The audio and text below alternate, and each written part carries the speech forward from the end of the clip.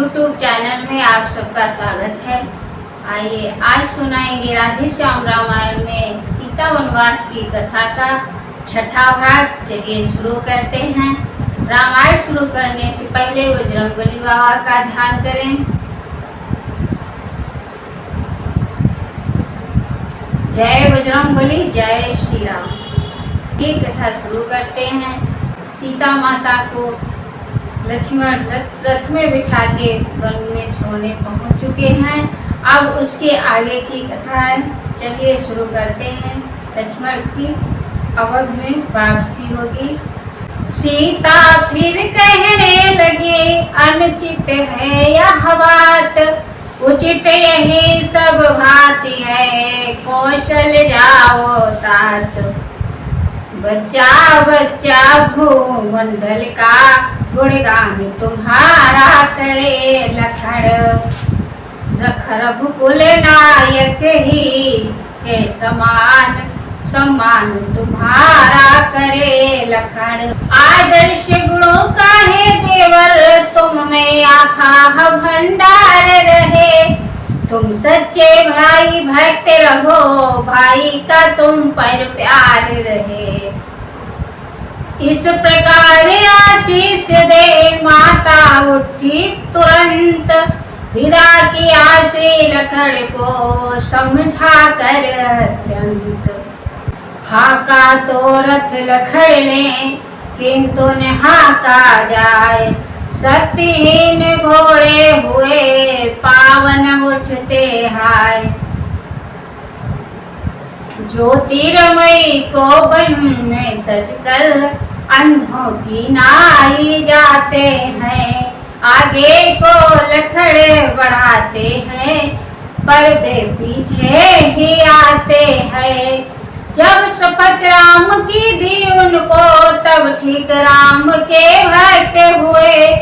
इस भाव भक्ति पर घोड़ों के लक्ष्मण भी तुरंत सशक्त हुए। जैसे तैसे आ गए अवध सुमित्रा लाल, रथ तज भाई के निकट पहुँच गए तत्काल। देखा लेते हुए हैं रघुराई रघुवीर, बाहर रहे हैं देत रहे नयन नेह का नीर। जो ही लक्ष्मण पर दृष्टि पड़ी, चौके फिर बोले सिया कहाँ। जिसके विराग में प्राण दुखी, वही प्राणों की प्रिया कहाँ। फिर सबने कहा छोड़ आए, तो हुआ उचित था उचित हुआ। राजा होने में क्या सुख है, या राजा होकर विदित हुआ। लक्ष्मण भ्रात तुम सखा तुम प्रिय तुम हृदयेश। आज हृदय की कहेगा तुमसे यह उपदेश। तो फूल एक डाली पर थे, कुछ फूले हुए कुछ खिले हुए। टूटे वे निष्ठुर हाथों से, जो थे आपस में मिले हुए। जो कौन एक वायु ही के, कर डाले तितर भीतर दोनों। पथ ढूंढ रहे अपना अपना, हो कर इधर उधर दोनों। यही दशा है राम की और सिया की तात। कहीं रहे कुछ भी करे, सुख का गया प्रभात। इधर बधाई लखड़ ने ज्यों त्यों प्रभु को धीर। उधर सिया के हृदय में उठी विरह की पीर। रथ सहित लखड़ जी थे जब तक, तब तक कुछ दबी रही ज्वाला। जब रथ नैनों की ओट हुआ, बहरा कर भवक उठी ज्वाला। और अंतर में यदि अमृत दृश्य प्रभु छब की तरी नीह होती, तो सीता की जीवन शाखा उस वन में हरी नहीं होती।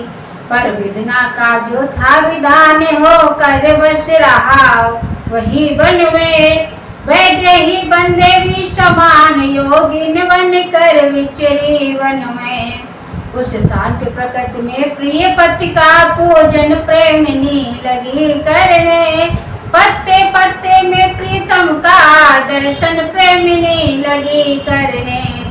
मानो ब्रह्मा ने मत मत कर जग को निसार कर दिया है। निकला जो सार प्रेम उससे सीता का रूप धर दिया है। विरह घटा छा रही थी घुमड़ जब घोर बोल रहा था इस तरह विरहीन का मन चुमोर। तुम्हें तुम्हारी प्रजा को दोष नहीं सुख धाम। 200 का हो रहा था भीषण संग्राम।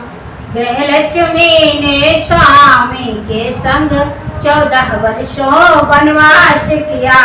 सभात राज्य की लक्ष्मी का अपमान कराया हास किया।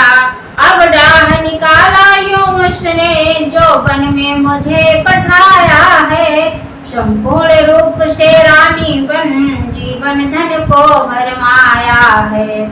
पृथ्वी पर मुझसे दुखी नारी न होगी और जिसको सारी उम्र भर मिले न सुख की ठौर। परवर ने है तो स्वयंवर में पहले ही पितु को त्रास हुआ। फिर ज्यों ससुराल आई पति प्रीतम को वनवास हुआ। रानी बनते तपस्विनी बनी कुटिया में रही महल बदले। जिस पर भी नहीं विधाता के काले काले बादल बदले। अपमान लखड़का कर डाला उस वन में मर्म वचन कह कर। खुद भी स्वामी का विरह सहा रावण की लंका में जाकर। मेरे ही कारण प्राणनाथ बेचैन रहे कितने ही दिन। मेरे ही कारण शोणित के दरियाव बहे कितने ही दिन। इतने पर भी ग्रह चक्र ने सुख से न मुझे बिठलाया है। सीमाओं कर दी संकट की जो अब वन में भिजवाया है। जिसने अपने जीवन भर में सुख चैन न देखा भाला हो। मांगलिक समय में स्वामी ने महलों से जिसे निकाला हो। ऐसी दुखियारी नारी को है वृक्षों कहीं निहारा है। इतने कष्टों की मारी को वन जीवो कहीं निहारा है। सीता रह सकती नहीं यो वियोग आधीन। नीर बिना संसार में कहीं रही है मीन।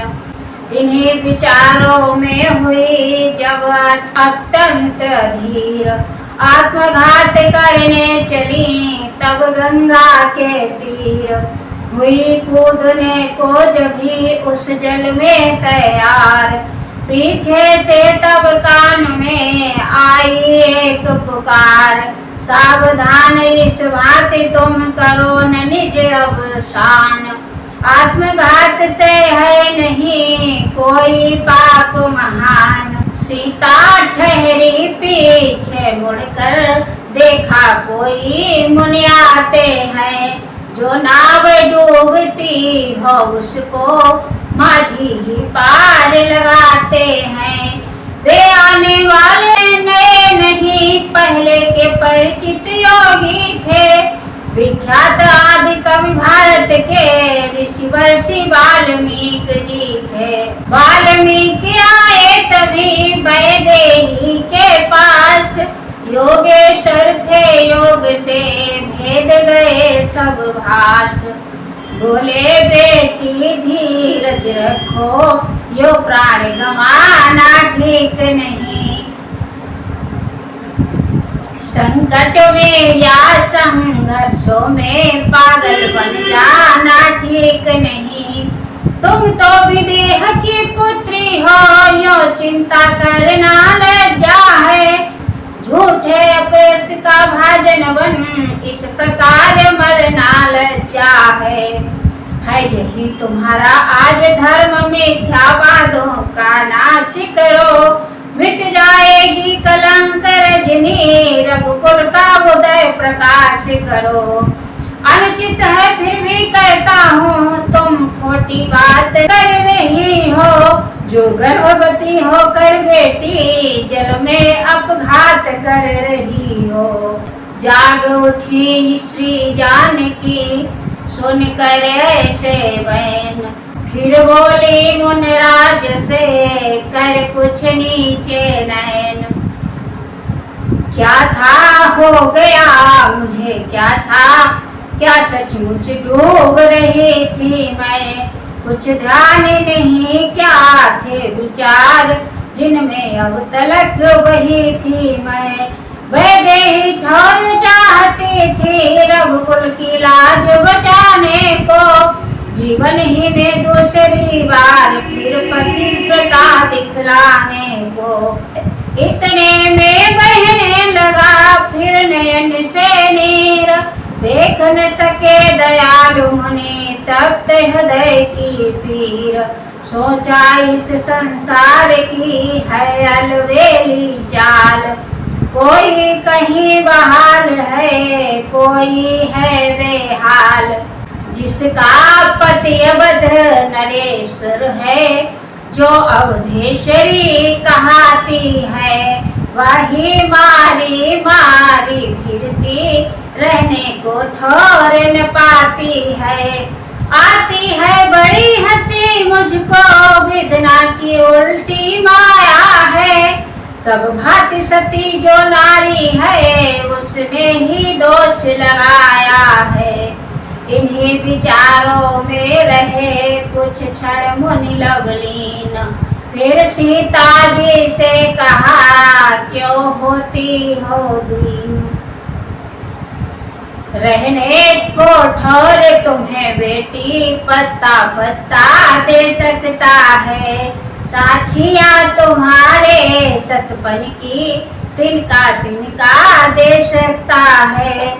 चिंता को छोड़ चलो आश्रम, रहने को कुटी बना दूंगा, महलों की शोभा मान सहित फिर महलों में पहुंचा दूंगा। इस प्रकार सीता सहित ऋषि ने किया प्रयाण, आश्रम में होने लगा नव कुटीर निर्माण।